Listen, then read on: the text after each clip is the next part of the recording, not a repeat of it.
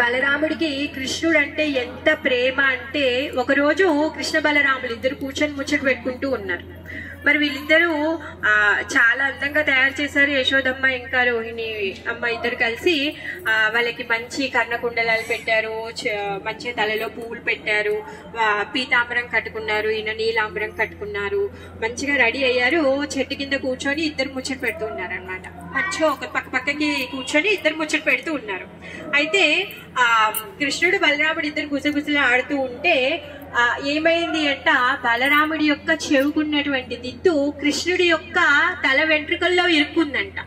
విరుక్కునేసరికి అప్పుడు కృష్ణుడు హా దావుజీ అనేసి అంటాడనమాట. అప్పుడు పాపము ఇంకా బలరాముడు ఎంత తల్లడిల్లిపోతాడంటే, అయ్యో కృష్ణుడికి ఏదో అయిపోయింది అనేసి లాగితే అయిపోతుంది, చుట్టూ లాగేస్తుంది, ఈయన చెవు నొప్పిస్తుంది కదా.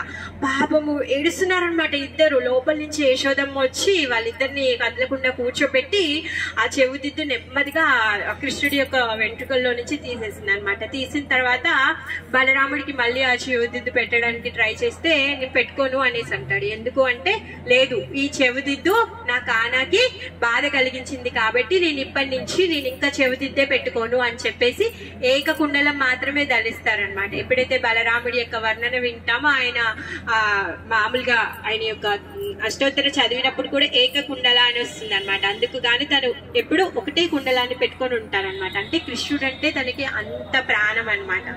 సో ఇంకేంటి అంటే ఇక్కడ ఉన్నటువంటి రేవతి అమ్మతో ఎలా పెళ్ళైంది. రేవతి తను సత్యయుగంలో ఆవిర్భవించినటువంటి రాలన్నమాట. యాక్చువల్ గా చెప్పాలంటే నిత్య నివాసిని అయిన బలరాముడితో తను ఏ విధంగా అయితే విష్ణుతో లక్ష్మి ఎలా అయితే ఉంటారో బలరాముడితో రేవతి అమ్మవారు ఉంటారు. తను భూమి మీద తను ఆవిర్భవించినప్పుడు తను వాళ్ళ నాన్న తనకి పెళ్లి చెయ్యాలి అనేసి అనుకుంటే తను ఏమంటుంది అంటే, నేను చేసుకుంటే ఓన్లీ బలరాముడినే పెళ్లి చేసుకుంటాను అని చెప్తుంది అనమాట. మరి బలరాముడు అప్పుడు ఆవిర్భావం జరగలేదు. ఎందుకంటే సత్యయుగంలో నరసింహావతారము, తర్వాత మత్స్యావతారము, కూర్మావతారము, ఈ అవతారాలే తీసుకున్నారు. కానీ బలరాముడు సంకర్షణుడు ఇంకా రాలేదు అప్పటికి.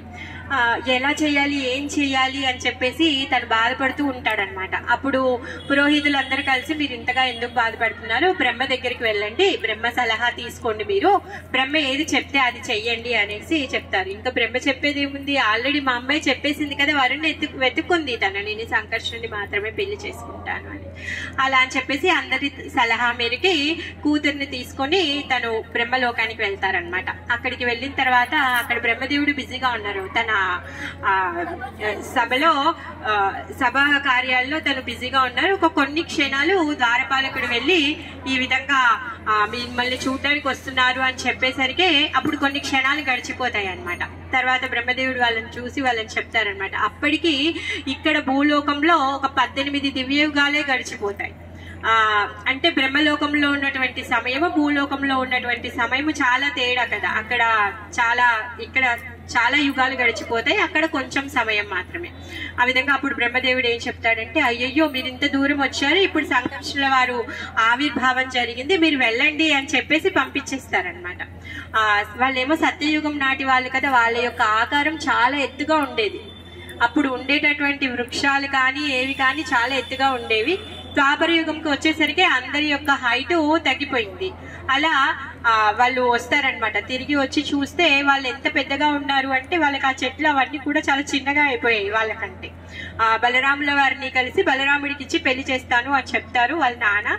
తర్వాత బలరాముడు ఏం చేస్తారంటే తన చేతిలో ఉన్నటువంటి హలాన్ని తీసుకొని, ఆమె చాలా ఎత్తుగా ఉంటుంది కదా, ఆమె హైట్ ని సరి చేస్తారనమాట. ఆయన భుజాల వరకు ఆమె హైట్ ని సరి చేస్తారనమాట. ఆ విధంగా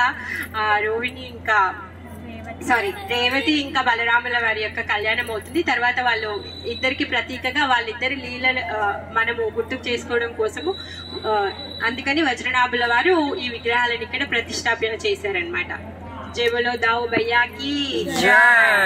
హరే కృష్ణ.